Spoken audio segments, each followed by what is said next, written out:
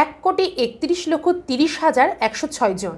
2022 সালের আদমশুমারি অনুযায়ী বাংলাদেশে মোট হিন্দু ধর্মের মানুষ বসবাস করেন। 5 আগস্ট 2024 বাংলাদেশের ইতিহাসে ঘটে যায় এক ঐতিহাসিক ঘটনা। প্রধানমন্ত্রীর পদ থেকে পদত্যাগ করে দেশ ছেড়ে পালিয়ে যান শেখ হাসিনা। আর ঠিক এই দিন থেকে অর্থাৎ 5 আগস্ট থেকে হিন্দু সম্প্রদায়ের পরিবারের অনেকেই নিখোঁজ। 13 আগস্ট সকাল 10টা থেকে 11টার সময় হাজার হাজার মানুষ জমায়েত হতে থাকে অন্তর্বর্তী সরকারের প্রধান মোহাম্মদ ইউনূসের যমুনা গেস্ট হাউসের সামনে। তারা সকলেই ক্ষোভে ফেটে পড়েন, হাতে প্লাকার্ড নিয়ে বিক্ষোভ দেখাতে শুরু করেন। দেখা যাচ্ছে সন্তানের ছবি বুকে নিয়ে এক বৃদ্ধ রাস্তায় বসে আর্তনাদে ফেটে পড়েছেন।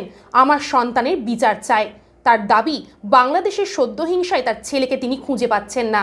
এমন অনেকেই পরিবারের নিখোঁজদের ছবির সঙ্গে নিয়ে সামিল হয়েছেন প্রতিবাদে। ঢাকার রাজপথে আজ বিক্ষোভে নামেন হিন্দু সম্প্রদায়ের মানুষ। তাদের নিখোঁজ পরিজনকে ফেরানোর দাবিতে তারা সরব হন। যমুনা গেস্ট হাউসের সামনে বিক্ষোভরত হিন্দুদের দাবি, গত 5 আগস্ট থেকে তাদের পরিবারের অনেকেই নিখোঁজ। এরা প্রশ্ন তুলেছেন, কোথায় গেলেন পরিজনরা? পরিস্থিতি মোকাবিলায় পদক্ষেপে নামে বাংলাদেশের সেনা। দুই পক্ষের ধাক্কাধাক্কি দেখা যায় আজ। বাংলাদেশে হিন্দু, খ্রিস্টান সহ বহু সংখ্যালঘুদের বাসস্থান, ব্যবসায়িক প্রতিষ্ঠান ও ধর্মীয় প্রতিষ্ঠান জ্বালিয়ে দেওয়া হচ্ছে বলে অভিযোগ। এই অভিযোগ ঘিরে সরগম দেশ। এরই মাঝে আজ ঢাকেশ্বরী মন্দিরে পৌঁছান অন্তর্বর্তী সরকারের প্রধান মোহাম্মদ ইউনূস।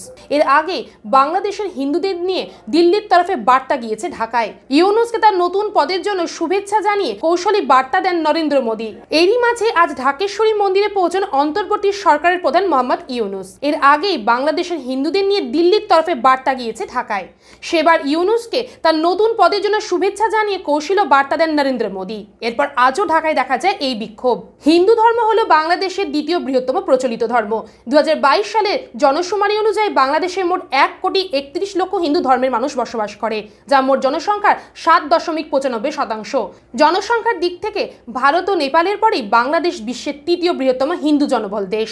এছাড়াও বাংলাদেশে অবাঙালি হিন্দু চাকমা, মারমা, গারো, সাঁওতাল, হাজং, রাজবংশী এবং ত্রিপুরারি রয়েছে। মোহাম্মদ ইউনূসের নেতৃত্বাধীন বাংলাদেশ সরকার পারবে কি হিন্দুদের রক্ষা করতে? আপনাদের এই বিষয়ে কি মতামত অবশ্যই কিন্তু কমেন্ট করে জানাবেন।